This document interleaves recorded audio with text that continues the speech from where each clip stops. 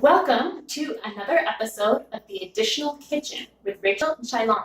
On this show, we're not just talking about your typical beans and pasta and canned tomatoes. We're talking about using somewhat unusual products to make really interesting foods. Today, our episode is called From the Sea to the Prairie. Today, on this episode, we are going to be working with alginate to make a really delicious sundae topping for Elvis sundaes. Do you want to know a great way to improve a chocolate sundae? Well, take chocolate ice cream, peanut butter drizzle, and banana-flavored jelly balls. Now, the secret to these banana jelly balls is alginate. And alginate, or algin, is a food additive that's approved in Canada to be used in commercial food production as a thickening agent.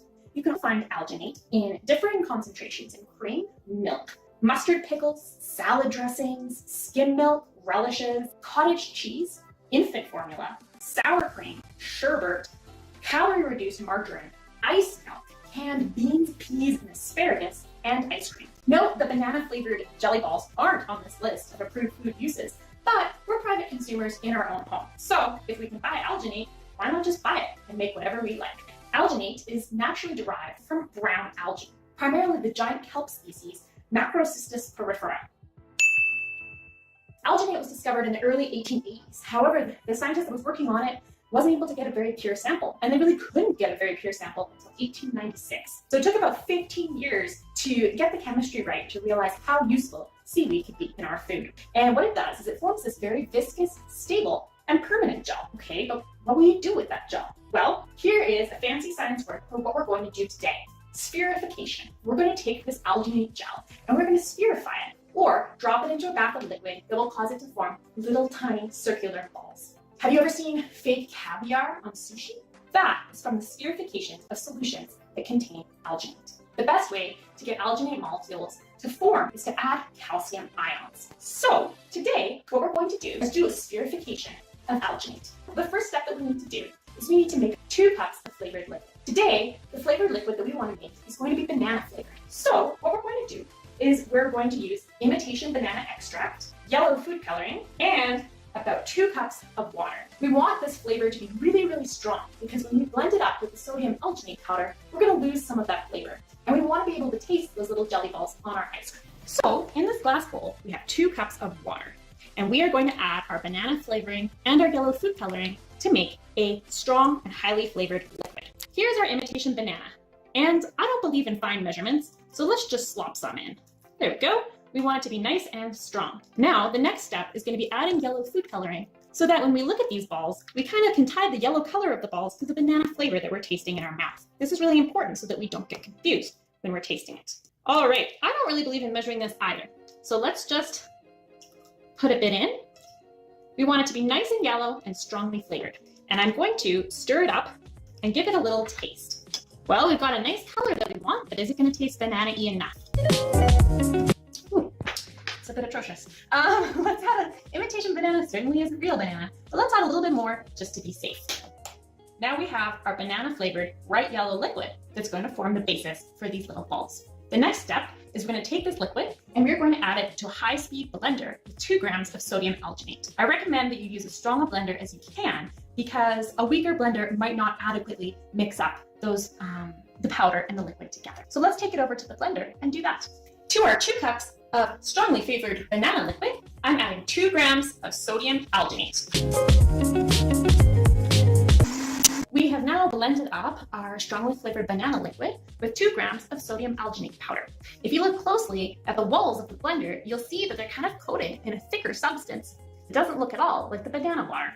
It's a sign something is working. Now, after we've blended at high speed, we're going to wait for 15 minutes in hopes that some of these air bubbles will come out of the liquid.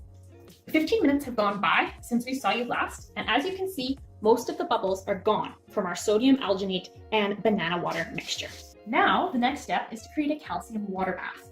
Here in this glass bowl, we have 4 cups of water. What I'm going to add here is 5 grams of calcium lactate, a calcium salt that will create a calcium water bath. This is going to provide the calcium ions necessary to help with the spherification, or the little round ball making of the banana and alginate mixture.